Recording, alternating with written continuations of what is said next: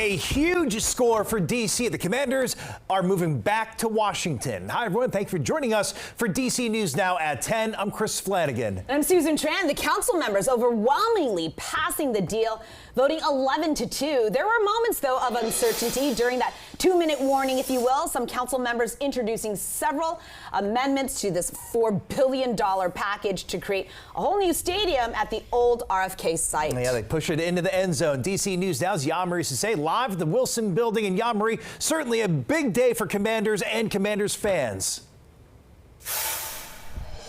Yeah, there were a lot of people in that room cheering after the council made that final vote and passed this big RFK Stadium deal 11-2. Now, again, as you mentioned, just 24 hours before the decision was supposed to be made, several council members had a lot of amendments they wanted to make changes to this bill. Now, the Commanders came out with a letter saying that some of these amendments were unworkable, but ultimately, after back and forth in that room, the decision was finally made, and the Commanders are coming to D.C.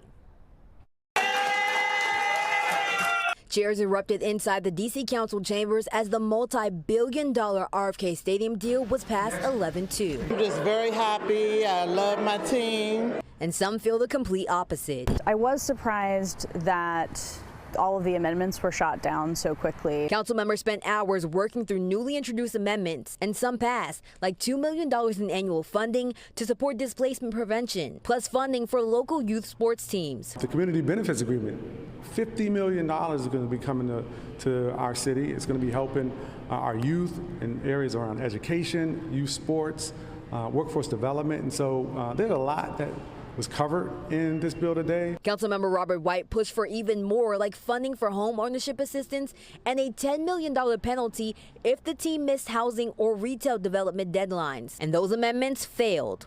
Deal needs more oversight and accountability, and I was really hoping to see more of those amendments pass, so that was quite disappointing. Environmental impacts also came up. Chairman Phil Mendelson says the Commanders agreed to make the stadium as green as possible, aiming for zero waste and preserving most heritage trees. We wanted to make clear the commitment to be as green as possible while still giving them some flexibility. In the end, the vote to bring the Commanders back to D.C. left many people with mixed feelings. It's hard to only support the stadium itself without all of these other things. We are so excited. Oh, just happy, elated. Now, the council did say that there are some concerns that they plan to address in the future, but the Commanders will be coming to D.C. in 2030 at the new RFK Stadium. We're now reporting live in Northwest, I'm Yamari Sase, D.C. News Now. All right, Yamari, thanks. The Commanders commenting on the vote, saying in part, today is a historic day for D.C., the Commanders organization, and our fans. With the council's approval, we can now move forward on the transformative RFK project that will bring lasting economic growth for our city. Adding, we are deeply grateful for the warm return to the district and the center of the DMV and look forward to officially bringing the team back to its spiritual home in 2030. We're also getting reaction from Washington's longtime star wide receiver, Santana Moss. He, of course, arrived when the team had already moved out of the district. And here he is talking to DC News Now's sports director, Derek Forrest.